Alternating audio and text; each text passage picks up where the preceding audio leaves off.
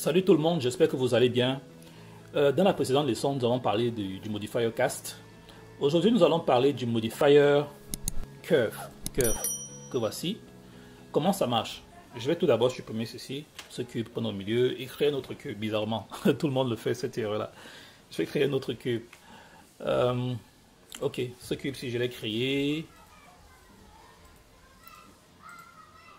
et je vais ajouter des edge loops pour mieux vous expliquer ce que j'ai envie de vous expliquer. CTRL R pour ajouter des edge loops. Ok, un instant.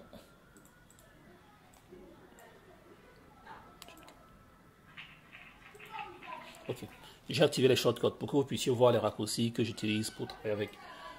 Donc, j'ai subdivisé ma forme. Voilà.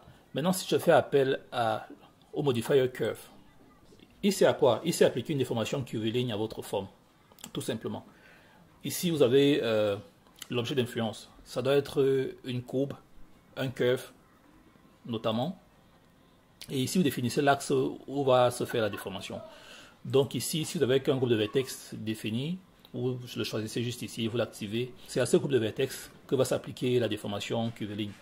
Donc ce que je vais commencer par faire, c'est déjà créer un curve. Je vais choisir le Bézier. Je peux prendre même un path, ça ne dérange pas. Mais pour ce cas, je vais choisir le Bézier. Path veut dire chemin en anglais. Voilà mon Bézier que je vais agrandir. Je l'agrandis comme ceci.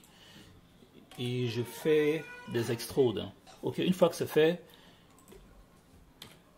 je vais faire roter mon objet R, Y 90 degrés pour faire coucher la forme. Je vais faire un CTRL A pour apply ma transformation.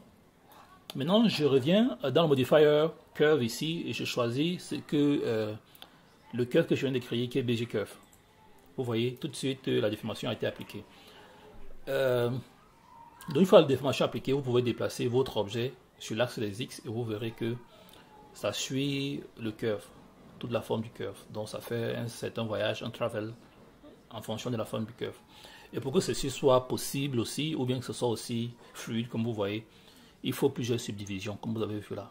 Parce que moins j'ai de subdivisions, moins réaliste ceci se fera. La déformation ne se fera pas. Parce que pour qu'il y ait des déformations, il faut qu'il y ait des subdivisions. Moins il y a de subdivisions, moins il y a de déformations. S'il n'y a pas de subdivision, il n'y a pas de déformation.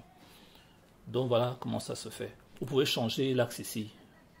Moins X, ça ne va pas changer grand chose. Si ce n'est inversé. Y, ça ne va pas changer grand chose. Ça va déformer en fonction des Y. Mais pour le cas d'espèce, nous avons besoin de déformer sur l'axe des X. Voilà, is all. C'est tout pour ce modifier curve. J'espère que vous avez aimé. Si vous avez aimé, n'oubliez pas de lâcher des pouces, de partager au maximum. J'en ai besoin pour le référencement de ma chaîne. Et d'essayer de votre côté, m'envoyer, faire des commentaires, dites-moi si vous avez des difficultés. Je me ferai un plaisir de vous aider. Donc, portez-vous et on se dit juste derrière pour la prochaine formation. Ciao!